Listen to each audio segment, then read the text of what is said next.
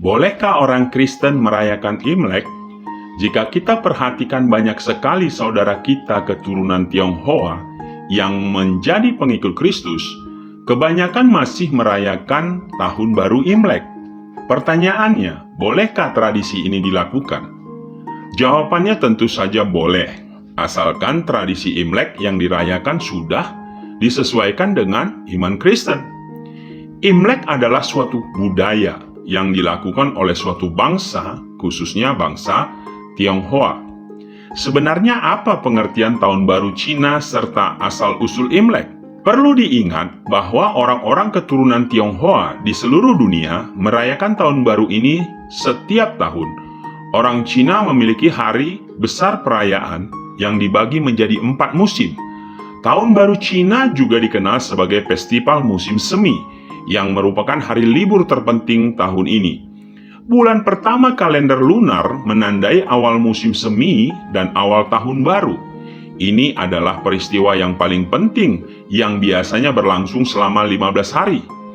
Beberapa daerah bahkan menyelenggarakan perayaan selama sebulan. Pemerintah Cina telah menyatakan Tahun Baru Imlek sebagai hari libur nasional selama seminggu.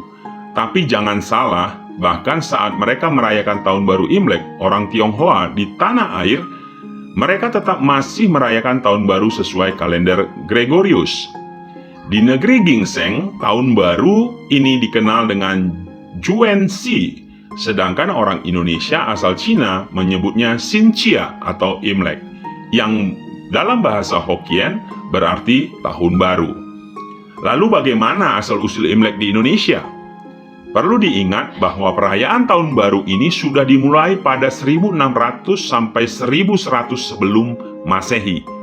Dinasti Shang memiliki sejarah pengorbanan ternak dan budak sebagai pengorbanan kepada dewa dan dewi, serta roh leluhur pada saat itu. Perbudakan dilarang pada tahun 221 sebelum Masehi, tetapi praktek pemujaan dewa dan dewi serta leluhur, roh leluhur, masih dipraktikkan sampai sekarang. Membersihkan rumah dan makanan bersama keluarga besar pada malam sebelum Tahun Baru Imlek adalah dua praktik yang biasa dilakukan sebelum Tahun Baru. Hari perayaan Tahun Baru adalah waktu untuk berteman dan berbagi makanan. Orang yang sudah menikah biasanya diperbolehkan memberikan amplop merah atau amplop merah berisi uang kepada orang yang belum menikah. Oleh karena itu, pada hari ke-2, ke-7, dan ke-9 Tahun Baru Imlek, umat Konghucu, Tao, dan Buddha biasanya memiliki hari bakti khusus. Praktek ibadah ini dapat diikuti sesuai dengan jadwal masing-masing tempat ibadah yang mereka yakini. Sedangkan Tahun Baru Imlek di Indonesia, Tahun Baru Imlek adalah nama yang diberikan untuk upacara ini di Indonesia.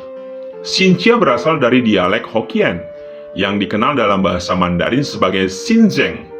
Istilah itu merupakan akronim dari Xinzeng Yue, yang dalam bahasa Mandarin berarti bulan pertama yang baru. Karena kata Xinzeng Yue diartikan sebagai Xinjia Gue dalam dialek Hokkien. Beberapa orang Tionghoa melafalkannya sebagai Xinjia.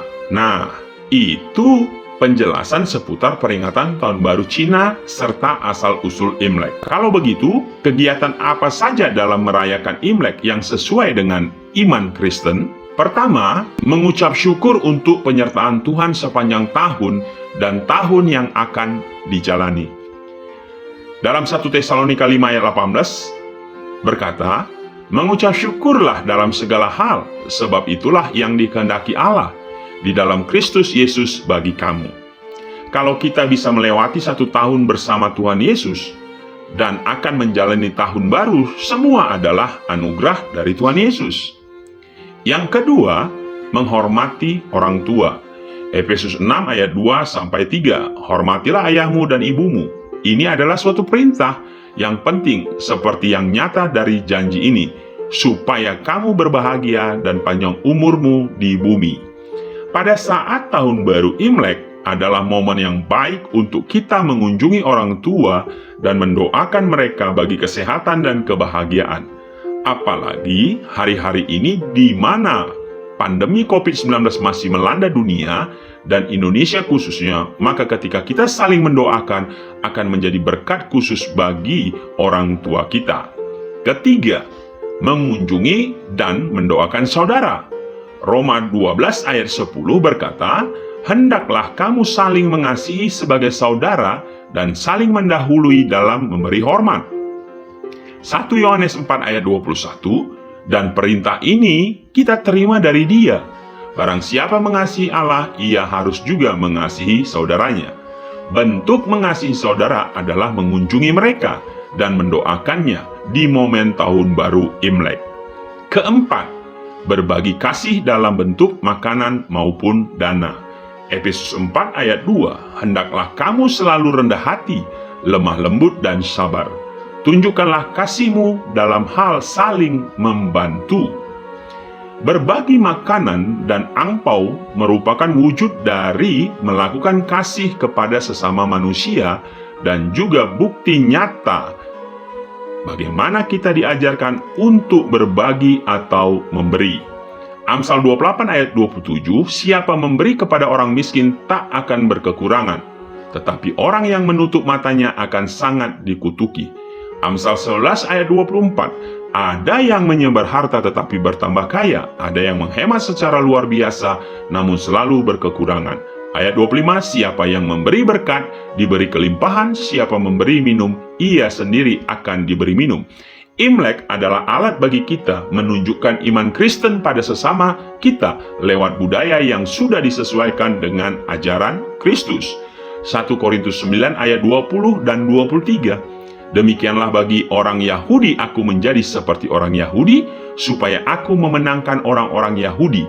Bagi orang-orang yang hidup di bawah hukum Taurat, aku menjadi seperti orang yang hidup di bawah hukum Taurat, sekalipun aku sendiri tidak hidup di bawah hukum Taurat, supaya aku dapat memenangkan mereka yang hidup di bawah hukum Taurat. Segala sesuatu ini aku lakukan karena Injil, supaya aku mendapat bagian dalamnya." Jadi jelas, orang percaya boleh merayakan Imlek, asal apa yang dilakukan sudah disesuaikan dengan firman Tuhan dan tidak melakukan hal-hal yang bertentangan dengan firman Tuhan. Gunakanlah budaya tahun baru Imlek yang sudah disesuaikan dengan iman Kristen untuk melakukan firman Tuhan, menjadi berkat dan menjadi saksi Kristus di dunia ini. Haleluya, amin.